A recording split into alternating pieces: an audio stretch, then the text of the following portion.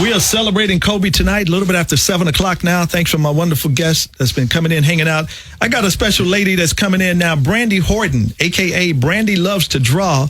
Brandy, you're born in L.A. You've been a Laker fan for 35 years, and you've drawn portraits for over 20 years. Come on up here to this mic. Is that right? Yes, excuse my voice. I'm getting over a little cold. That's all right. And also a little nervous because not only is Byron Scott my first favorite Laker player ever, who got me into basketball. Thank you. And now we're here celebrating Kobe, who, happened to be, I don't want to get choked up, one of my favorite Lakers ever. This is a piece I did of him, just to pay homage to him. That's beautiful. And it's in the conference room, so you could see the real thing too, but I just wanted to share it. That's beautiful. So where can people get your work and find it? Because this stuff is amazing. Byron, what do you think of this? I got to take that's right. Everybody pulling out. It's so good. Thank you. I have a website. You can get www. It's brandyloves2draw.com. Wow. Now, how long did it take you to do something like this? Believe it or not, I stayed up for 2 days straight crying. So roughly about 17 hours. Derek, describe this for the people. Tell them what this is right here. This great painting right here. It's an unbelievable picture of Kobe and, his eyes that he had. So it's so intense. And to me, that's a great artist when they're able to, let you see someone through their eyes, and you see the pictures of his relationship with Gigi from little girl to teenager with his numbers, 24-8. It's just an unbelievable photo, and it has all aspects of Kobe. Yeah, Young Kobe. Her number.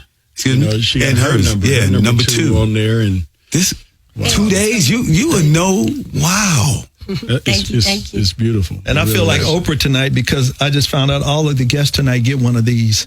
So y'all can quit taking pictures. What do you think of this, Dr. Brown? Thank you so much. I just can't believe this, but it really is a talent. So thank you for blessing us with that. The image that comes to mind is one of my favorite stories, actually, is that of the Wizard of Oz. And there's a scene in Wizard of Oz where they are looking in a crystal ball. Mm-hmm. She sees going back to Kansas as where she wants to be. And as you recall in the Wizard of Oz, the whole moral of the story is that you don't have to go outside yourself down a yellow brick road to find the brains, heart, and courage that you have inside. That picture evokes that memory because that's really what Kobe did. He really believed he was the best, that he was blessed with innate talent, and he did everything to really search inside and pull it out. He was the master of discipline. And I define discipline as the difference between what you want now and what you want most.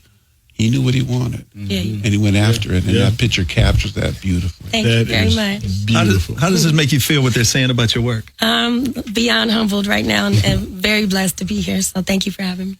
Tell the folks one more time, if they want to look at your work and get in touch with you, how they can. www.brandyloves2draw.com. All right. Yeah, I better get in touch with her. I'm telling you, that picture's off the chain. Look, let me tell you something. Byron, where are you going to put yours? I don't know yet. I know the first thing I'm going to do is take it to a framer and buy me a real expensive frame. I just bought a new home, so I'm going to put it in my new home for sure. But not until you sign mine. You can't have yours until you sign mine. Well, yours going to get signed real quick because I won't mine.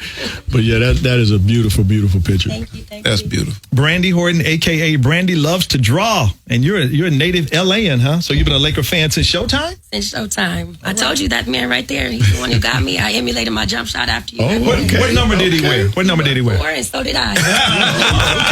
Okay. You really did. And thanks for being here tonight to celebrate the Black Mamba with us as we celebrating Kobe Bryant. Yes. All right. R.I.P. Kobe. We love and miss you. All right.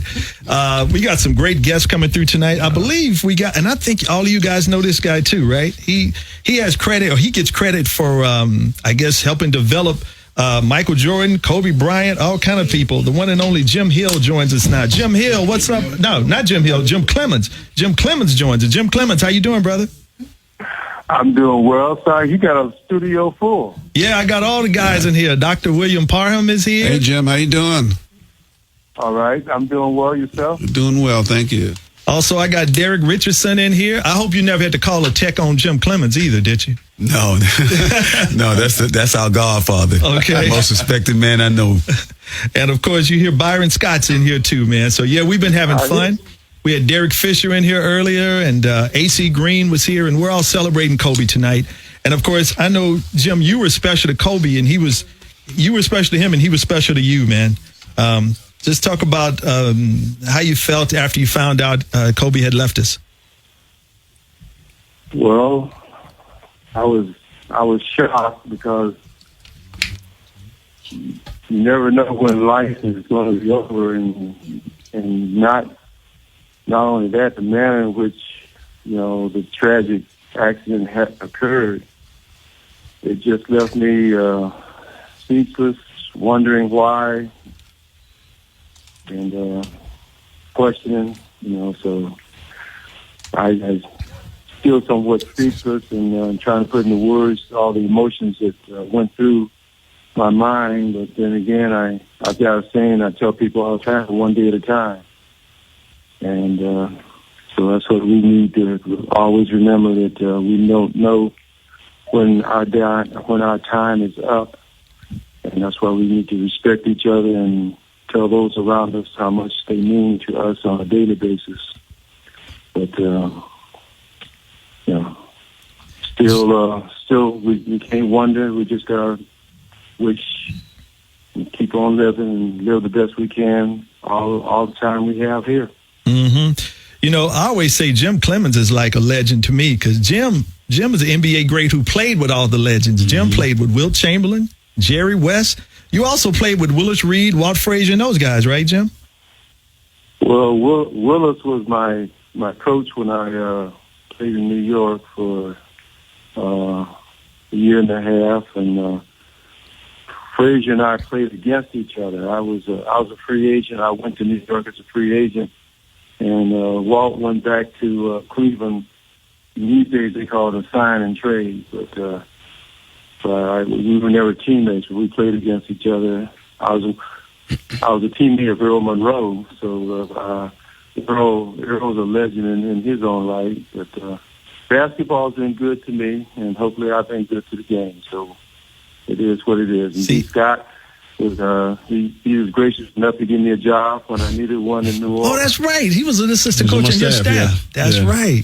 I think JC, we still to this day have made history in the NBA, because we were the only all-black staff in the NBA when I coached in New Orleans, and I still don't think that's been touched, and that was something that I did purposely, because I don't think a lot of people thought we could win with all brothers on the bench, and we obviously proved that wrong. I even had a coach, and I won't mention his name, when I was looking for my last assistant, which ended up being Jim.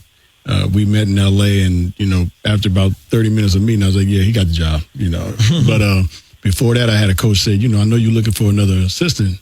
Who are you looking at? And I told him who I had, which was Darrell Walker, ex-player, Kenny Gaddison, ex-player.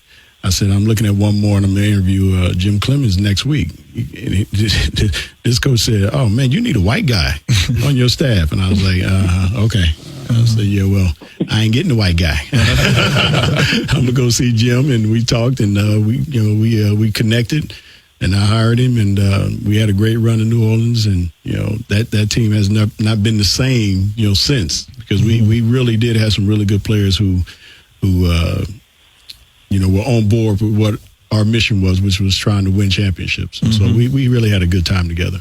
Absolutely. Now, Jim, Kobe Bryant credits you with helping the development of his game, and you coached him. You coached Michael Jordan. Was Kobe always eager to learn, or was he somebody you had to get through to at first? Kobe wanted to learn. Kobe's biggest. Well, we got to Los Angeles. Kobe's biggest challenge is that he chased the ball everywhere. He wanted the ball in his hands, and he felt that he was the man. He wanted to score, or at least attempt to score, and he wanted to do everything. So he had to learn some patience and learn what the real meaning of team was all about, and that he didn't have to do everything. That's where his teammates were there to rely to help him out. Now, they weren't an impediment to him scoring, but he had to figure out how to play with people. And we had a group of veterans that wanted to help him learn the lesson, but they had their little ways of teaching him,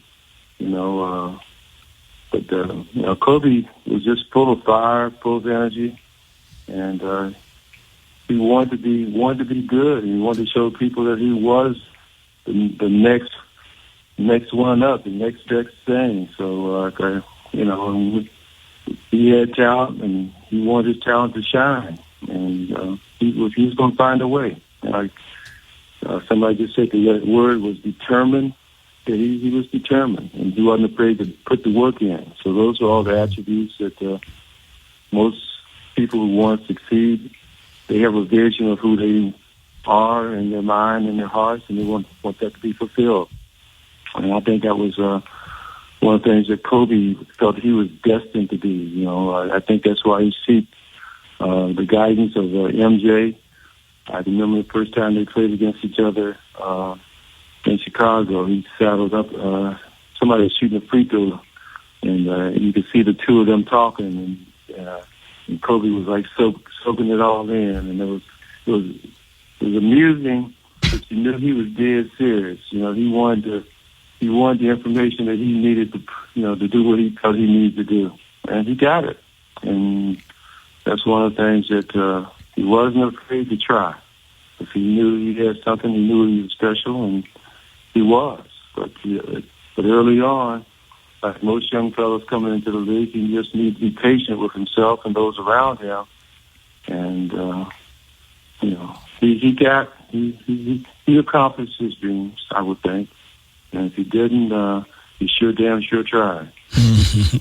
Man, this feels like a reunion tonight. All these great men. Jim Clemens, you are a great brother, a great man. We appreciate you. I know you're on Eastern Standard Time, so it's getting late there, but thank you for taking time to spread this knowledge and join us tonight as we celebrate Kobe and the great Jim Clemens with us tonight. Thank you, Jim. Yeah, well, thank you for having me. Tell everyone in your studio comes on. God bless them. And I think that the thing is that it's not how you die, it's how you live. Yes, sir. Coach's gonna be remembered for as long as we play this game of basketball. But he was more than a basketball player. He's a tremendous human being. I think that's what, in the end, that's what people are going to see. Not just the basketball side, but the humanitarian side of a young black man that was able to live and fulfill his dreams. Yes, sir. Absolutely. Jim Clemens, a great player in the NBA, and then, of course, assistant coach on all those Chicago Bulls championship teams, assistant coach with the Lakers during those championship runs as well. Thank you, Jim. We keep in touch with you, brother. God bless you.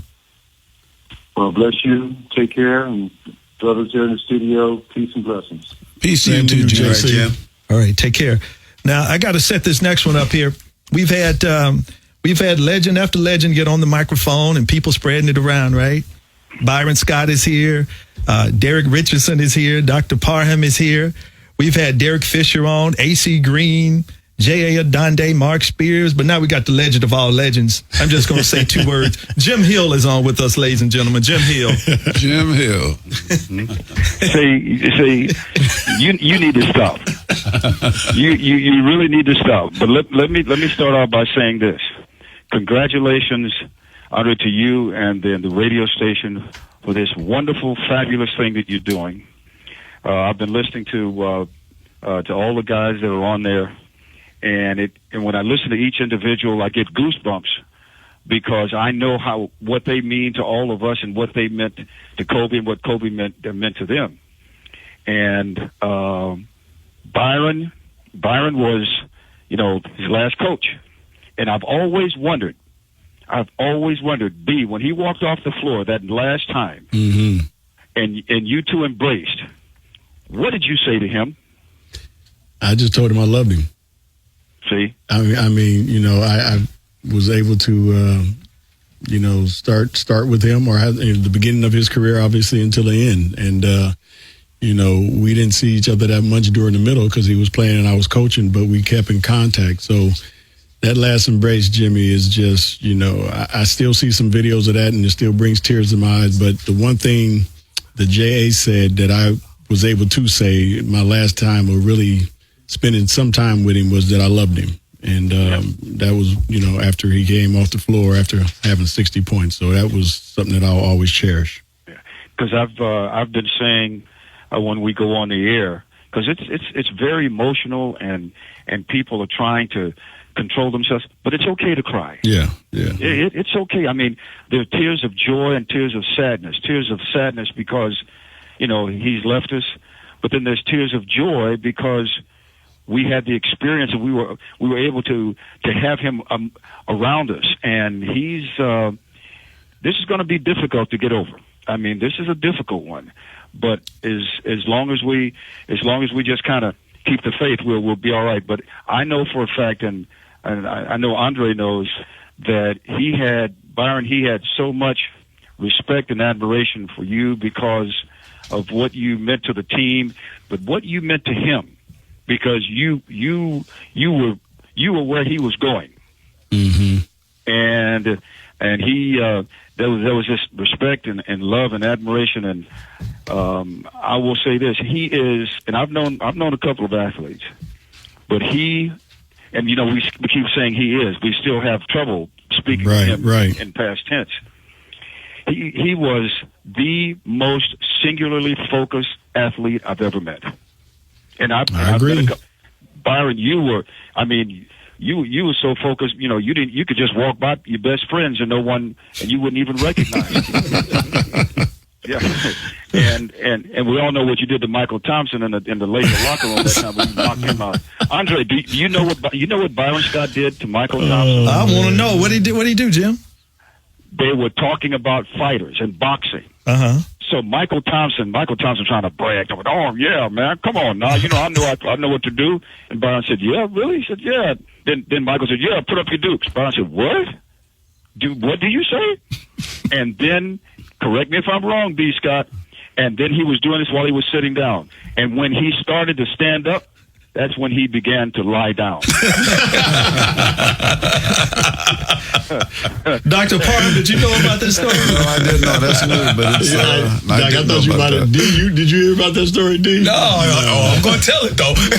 But Jimmy's right. I mean, it was... Story, gentlemen. You know what, though? I tried to warn Michael because he was talking about all this fighting and everything and boxing, and I was like, man...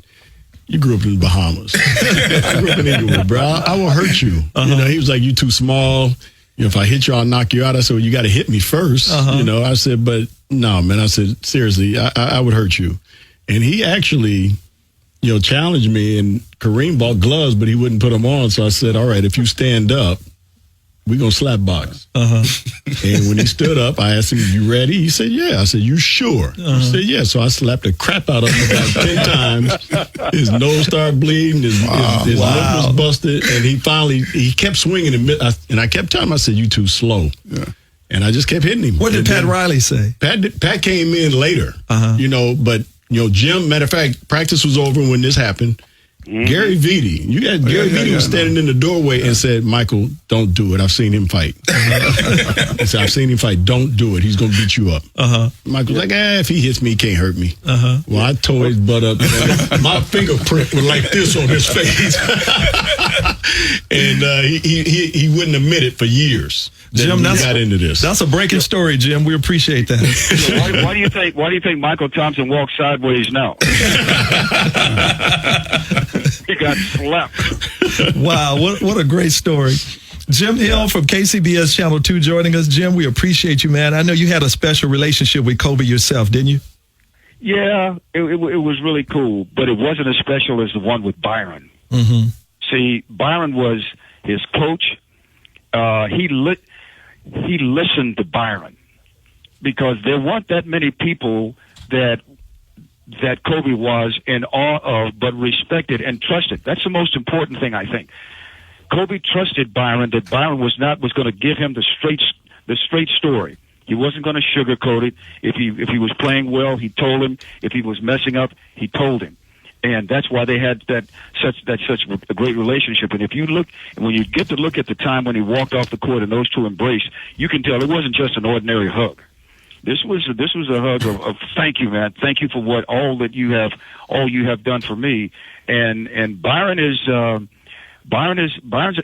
of our treasures because he walks it like he talks it. Mm-hmm. He's been there. He's done that. Don't mess with him. I don't do that no more, Jim. I'm too old now. I try to get out of confrontations like that now. Yeah, but Byron is what legends are made of. And one of the reasons why Kobe went on to such great heights after his playing career is some of the life lessons he learned from Byron Scott. Because I remember when he walked off at the end of the game, and he was making that speech, mm-hmm. and when he said Mamba out, he was gone. He was ready to go. Yeah. And I know you had a great deal to do with that because of your professionalism and because he trusted you. So Byron Scott has played a big part in the life of Kobe Bryant, and I know Kobe was so very grateful for everything you did for him. Well, thank you, Jim. I appreciate that.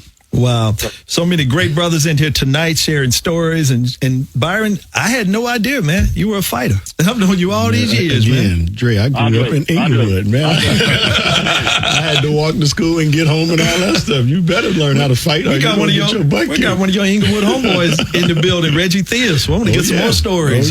Oh, yeah. What do you say, Jim? And the crazy part about it is Byron warned him. Yeah. I told him on a few occasions. I told him, I said, man, you really don't want to do this. He was 6'10". Yeah, that's why I knew he never had a fight. As we know, back in the day in school, big dudes, they don't have fights because they so big, everybody's scared of them. But the little dudes is the ones you better worry about. Mm-hmm. Wow. Byron is the NBA's version of Muhammad.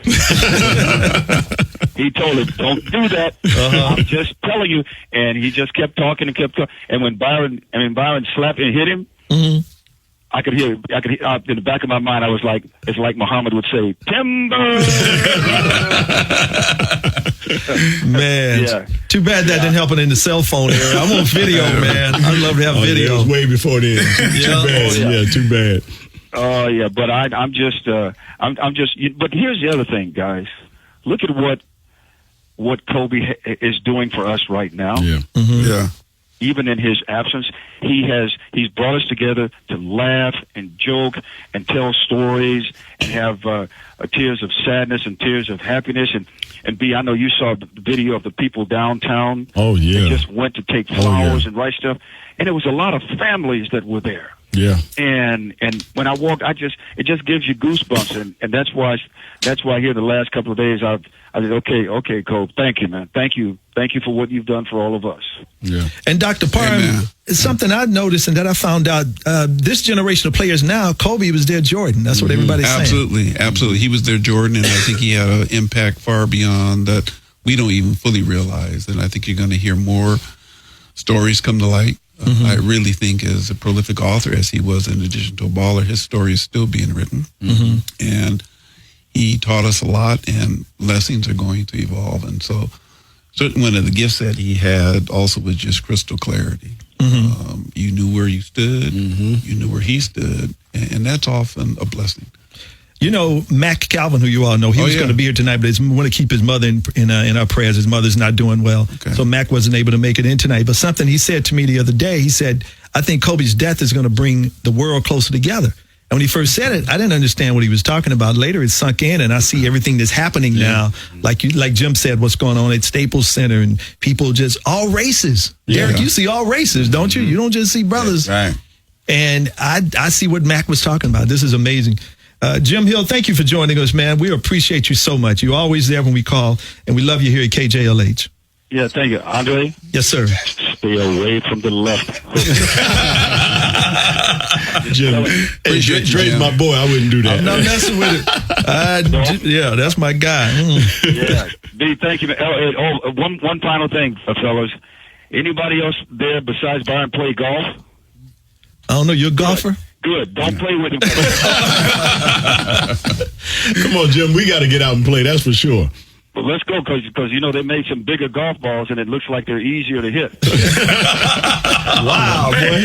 Well, let's try them out, Jimmy. Let's try them out. Okay. All right. We'll have to ask the other guys, Reggie Theus and Tracy Murray, and some of them are coming in. So we'll find out if they're ready to golf with you, Jim. Okay, man. Thanks All for right. having me on. Thank you, Jim. Okay. God bless you, sir. Guys. Okay, bye. Okay, bye-bye. Jim Hill from KCBS Channel 2.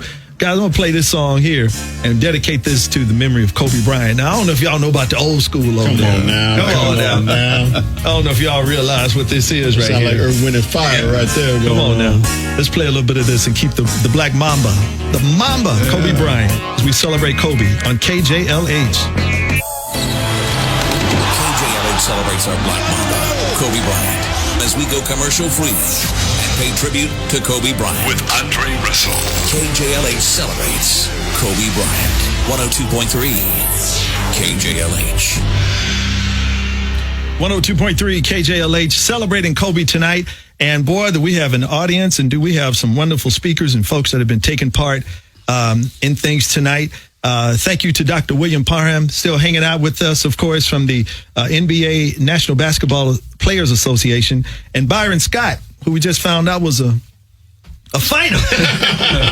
Jim Hill let us know about you, man. We needed to find out for real what's going on with you walking to school, and you said how hard it was in Inglewood. So we got a first-class witness right here. UNLV in the house. And No, yes, I'm not rolling because he went to Morningside. So I'm not even trying to hear all that. Reggie Theus is with us. Welcome, Reggie. Good to have you here, man. Always, man. Thank you. So you guys didn't play against each other, right? No, I'm a lot older than B. That's why he has to give you strokes on the golf course. Yeah, don't believe Reg. First of all, he's not a lot older, and I don't have to give him no strokes on the golf course. He hits the ball farther than me and everything. So, no. But Inglewood, that wasn't a fighting school. Morningside was a fighting school. So, It wasn't before 72. After 72, it was. It was a fighting school. It had to be. I got another guy on the phone. I'm sure all you guys know, and I know he knows you, and I'm glad he was able to join us today. Now, we got shooting guards in the room. This guy, the next person on the phone, or next guest, he was a former shooting guard, a 6'3" shooting guard. Let me see if you guys know what I'm talking about. With the Lakers, San Diego, Detroit, New Orleans. He was an award-winning color analyst for the Lakers. And I know who that is. You know what I'm talking about, right? Stu Lance. Hey, Stu, how you doing, brother? Man, I'm doing good. How you doing? Good to have you along. You know these guys in the studio? Yeah. Yes, I do. Very happy to say that. Good to have you with us, Stu, and thanks for taking time out as we celebrate Kobe Bryant. When was the last time you got to talk to him, Stu? Wow. It was about, I would say the last part of November. He was at a game. Somewhere in November, he was at a game, and he got there a little late. I was getting ready to go on the air, and so we only got a chance to briefly talk, but I was supposed to. I had a question for him, and I told him I was going to email him because I didn't find out when he was going to be at the next game because it was a question I wanted to ask him in person, and unfortunately didn't get a chance to do that. I know you guys had a unique relationship. Well, I think it was unique only in the sense that as a so-called reporter, announcer, a lot of announcers like to break news and be the first to say something, and I was never one of those that wanted to break any news. My job, as I looked at it, was just to tell the audience what was happening on the basketball court. So I think that as time went on, and he trusted me to know that if he told me something that we were not related to that game or whatever, he knew that it would stay private. I would never say anything. Other people may break news. I may have already heard about it, but they were the ones to break the news because I had no interest in breaking news. Wow. Kobe had such a work ethic, Stu. Where do you think that came from? Do you think that came from? Where do you think he got that work ethic from that Byron has been telling us about earlier? I just think that was an inner thing, that was just innate in him. He wanted to be the absolute best, and if you want to be the absolute best, it's one thing to talk about it. You got to be about it, and he was all about it. I mean, it was no question that his work ethic was, in a way, unprecedented. He got players that try to adapt his work ethic and tried to work out with him. So it was something that I think he was just born with. It's not something you teach. Reggie Theus is with us now as well. Reggie, when did you last see Kobe? What was you guys' relationship like? Well, see, Kobe's was born my first year in the league. Mm-hmm. So I got a chance to watch his entire career, and also I played against his dad. Okay. So over the years, just interacting with Kobe over the years, when I did that show Hang Time, he came on as a guest. Funny, got a chance to deal with him on that level, knowing that at one point, I can say maybe I had something to do with him getting the Oscar at one point. Because he sure did grow from that, that's for sure. Signing tennis shoes for my kids, just interacting with him, watching him grow up as a player, go through some tough times as a player, winning games. And one of the things I wanted to ask Byron is that, because my career in Byron's, minus the championships, sort of married each other in a sense, because I always wonder, what was it like coaching? I know you probably said that already, but I was just, what was it like coaching Kobe? Because he's so cerebral, right. He's so smart, and I mean, there's so many things that you can do as a coach with him. You don't have to tell him a whole lot, right? So what was that like? I didn't really consider it coaching. I consider it more managing. Yeah. Because of the fact that, this guy had been in the league 19, 20 years. He knew everything that was going on in the NBA. He knew every defenses that were going to be thrown at him. He knew every scheme that we wanted to do. So there were days where he would text me at 3 a.m, asking me about practice the next day. And, of course, when I would wake up, I'd call him and say, first of all, what the hell are you doing texting me at 3 a.m? He was like, I don't sleep, coach. I'm working on, what I'm going to do after basketball. I'm working on this business. I'm working on this company I'm going to do. I mean, he was so into life after basketball. Mm-hmm. And so my job, I really felt, and Doc was there, those 2 years when I was there, is just let me manage your playing time. Let me manage your practice time. Let me manage so I can make sure that you get there. And make sure that you get to that 80-second game relatively healthy, so you can go out the way you want to go out. I knew he didn't want to go out limping or anything like that. So we had one disagreement in those 2 years, and it was weird because it was almost a test, because the players, they knew that he had respect for me, and they knew I respected him. But we played in Golden State, and at halftime, one of my coaches was a defensive coach, so he's going over the tape, and Kobe stops and says, wait, run that back. So we run it back, and Steph Curry comes off or whatever and makes a shot, and Kobe said, we can't play it that way. Can't play it that way. And you got to trust your players. Yeah, so I look at my assistant coach, I'm like, okay, you're my defensive coach. Talk to him. So he looks at me, and I said, all right, run him back again. So we run it back, and Kobe's like, see, we can't do that. We can't play him like that. So I look over my coach again, like, I said, okay. I said, I'll tell you what, run it back one more time. And we run it back one more time. I said, so what do you think, Kobe? We can't play it? I said, no, we can't play it that way. I said, I'll tell you what, we're going to play it that way because he has not killed us. We're 6 points down at halftime to the world champions. I said, so we're going to play it this way until he starts destroying us, and then I'll switch it. And he looked at me. Now the players, they're looking at Kobe. They're looking at me, because they want to see, all right, if I'm a back down, I guess, because, again, they don't know I ain't backing down from nobody. Right. You knocked out Michael Thompson. Right. So they wanted to see what the confrontation was going to be. And when I said what I said, this is how we're going to play it, and if it doesn't work the second half, I'll change it. Kobe goes, okay. Mm-hmm. Yeah. That was smart on your part. Exactly. But I didn't feel I had to coach him. It was just more managing the situation, because, again, my whole objective those 2 years was to get him to that last game and allow him to go out the way he wanted to go out. See, I did his first dunk contest in the All-Star weekend as a commentator. And was that the year he won? I think it was he won the next year. Okay. But he did a couple of dunks, and then they interviewed him. This is the kind of guy he is, because one of the things he did afterwards, because he was being interviewed and he was talking about the points that he did in the dunk, and that I gave him good props. And he told everybody that I taught him how to do that dunk. Now, that was a complete lie, by the way. But it made me look good. Wow. Hey, Stu Lance is with us. Stu, I won't hold you long, but let me ask you this. What was it like calling Kobe's 81-point game? It's still surreal. I mean, it was almost like a video game. I mean, but he had so many games that were similar. That he had a game against the Dallas Mavericks where he only played 3 quarters. And I believe he had 62 after 3 and didn't play in the fourth. He could have gotten 80, 85 that night. I mean, it was something that obviously was historic, But when you consider who was doing it, it just seemed like it was just one of many. He was just that good. Wow.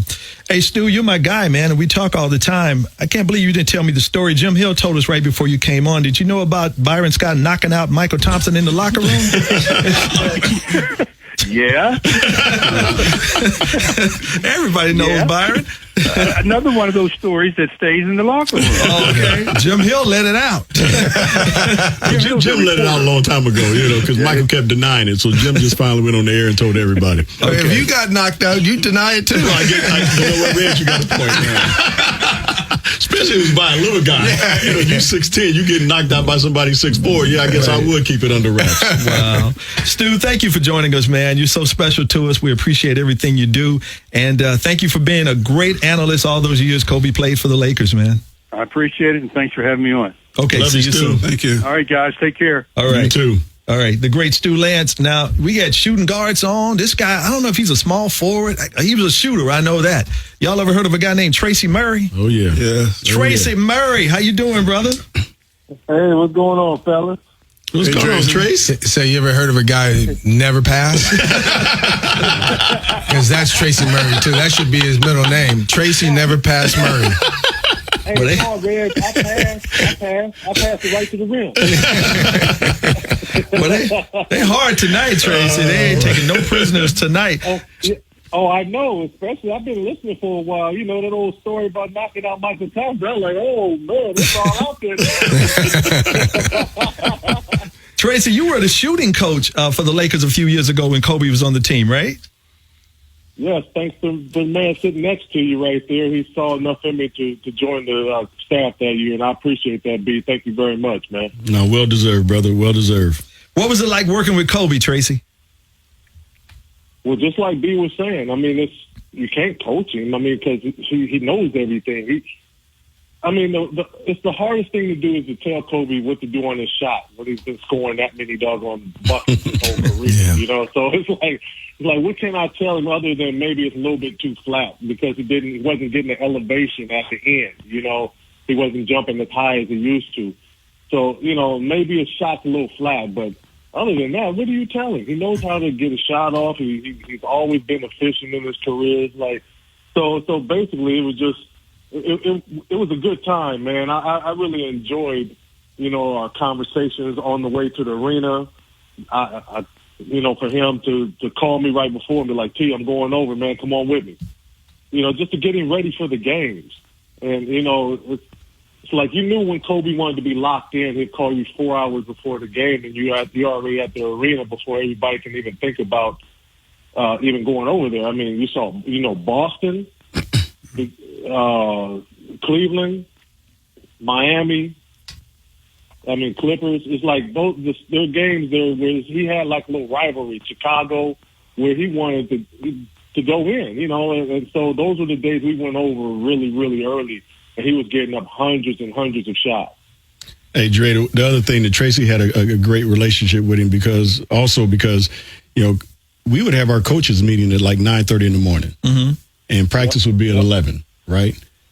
About 9:50, trainer or somebody would come over and say, "Hey, Kobe needs somebody to come out and rebound for him." Mm-hmm. Trey say, "All right, I'm gone." I was like, "All right, go ahead. We're gonna finish up the meeting," and he would be there an hour and a half before practice even started. Mm-hmm. And when we finally got down there, which would always be an hour before practice, just so we can have the young guys, if they were there, to work them out, this man would be in a full-out sweat at 10:30, wow. Made 500 shots, and then go in and change and want to come out and practice. And when I talk about managing, Reg, I would tell him, he would come out and say, you know what, not today. Yeah. That's enough. You got enough shots up. Sometimes you got to protect him from himself. Yeah. Right? And there would be other days where I would let him look at the practice schedule, and he would look at it. He said, "How about right here, Coach? Can I do this part of practice?" And that part of practice would be 90% of the time scrimmage, and I would be like, "Yes, you don't need to go through all these drills. You don't need to go through the schemes of doubling from the post. Doubling the post from the nail." Or from the feeder, or coming back. You don't need none of that. Right. So yeah, come on and play the game. So Trey had a chance to really get to know him over those 2 years and spend some time with him, which I thought was important. Tracy, those had to be special moments and memories now looking back for you, I'm sure, right? Oh yeah, it is. Especially, and I had the unique situation, kind of like Byron, where I played with him as well as being a coach, and to play with him when he was young, and B can contest this because he had him as a rookie. I had him a little bit further on where he's had some success and he's been in the All-Star game, so he was a little bit more, hammering down on everybody. So to be on the team where I played with him during that time when him and Shaq were kind of had little things going on, to be able to coach him in year 20, and to see the evolution of a man. You see him fall down, get back up, dust himself off, become a husband, a great father. You see the evolution of Kobe Bryant, man, and it was just something that was just special to be around, especially towards the end. I mean, you saw this man. He was totally different than he was when he was a kid, man. I really enjoyed him that last year. Wow. And Kobe's three-point shooting came along. He wasn't great in the beginning, but he turned into a three-point threat, right, Tracy? Well, shoot, I mean, with analytics coming in and starting to change the game, Kobe started changing his too. He shot more threes towards the end of his career. But, yeah, I mean, like in the middle, he's like, okay, let me add something else. And that's when you really started seeing buckets and those high level of points, like the 81-point game. It's like that's when he added that three-pointer, and he just started going crazy after that. All right, I'm about to be messy here. Derek Richardson, I need your help. And Dr. Parham, I just want to ask now, I got three-point shooters. No, you can keep them on. It don't matter. I got three-point shooters. I got Tracy Murray, Reggie Theus, Byron Scott. And the three-point shootout is coming up with the All-Star break. If these three guys were in the three-point contest, who would win? Derek? Dr. Parham. I have to go generationally. I certainly have known Tracy since he was at UCLA, and he was a hell of a baller then and could shoot. You say Tracy Murray. Yeah. And Derek, you pointed at Byron Scott. Reggie, you left out, dog. No. See, I was a scorer. Reggie did. I was a scorer. Okay. And I played there's a difference. Yeah, there's a big difference. Okay. Shooter. Listen, Byron basically, learned how to just stand in the corner with his hands up. That was pretty much, that was a lot of his game. Smack Reggie. You don't want to smack you. On the golf course. That's crazy. I'll tell you what, but when you're talking about three-pointers, Tracy probably had the purest shot. Yeah. And I mean, much better shooter than me. And it all really depends on who gets hot when. When you talk about shooting, it really depends on who gets hot then. Because when we would be at practice, Tracy would be out there with some of the guys shooting. He was out shooting. I was like, man, I need to suit you up. Yeah. see, there's a difference. See, Tracy could really shoot. See, the difference is I can guard Tracy. He couldn't guard me. All right. Dr. Parham, what you say? Yeah, but what I wanted to say also, seeing Tracy evolve as a player and as a coach, corresponding that with Kobe. I mean, one of the gifts that I really got to observe is Kobe had an influence on the coaches. It wasn't solely the coaches having an influence on him.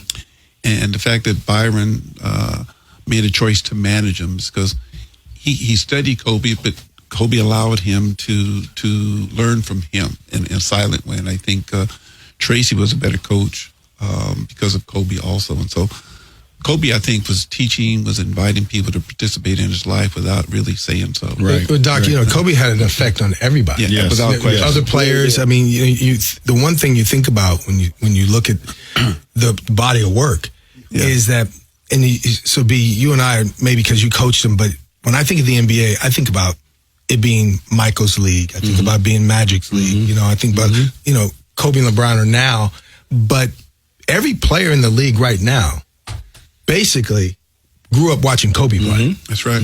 So his influence goes a long way. Yeah, no doubt about it. You sit there when the tragedy happened. I was driving in the car and I had to pull over, and I just sat there. And if you would have asked me before that, if I would have been so affected, I would have go, I don't know. But it hit so hard because it's such a small group of people. You know, we're all interconnected, and, you know, just to be a part of watching, being an LA guy, an Inglewood guy, you know, just watching his development over the years, good, bad, and just being almost perfect, you know, going forward. He had an effect on everyone. Without question. In fact, I remember that morning, I had just finished my Tai Chi class. I've been doing Tai Chi for several years, and it was just chill and relaxed. And I look at my text, and I'm just sort of still chilling, relaxed, deny. And somebody ran out of the studio and said, guess what? I said, no, I'm just chilling, relaxed. I just wouldn't process that. So I remember exactly where I was, and I think it is, in fact, he really stopped the world. And I immediately began to think, you know, something I teach my students, a person will never see their reflection in running water. It is only when the water is still will their reflected image begin to emerge. And the image and the reflection and the self-reflection that was triggered for a lot of people, I think is going down as a hallmark event. People will remember where they were. And I think it's going to take a lot to manage this loss. I think, like I said, his story is still written. And one of the things I say, and I say this with all due respect and caution, but I mean it from the bottom of my heart and my spiritual center. Kobe and Gigi may not have made it to the game, but Kobe and Gigi made it safely home.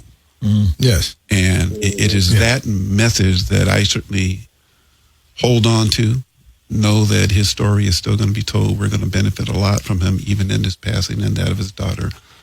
And so I think his impact will be for a long time.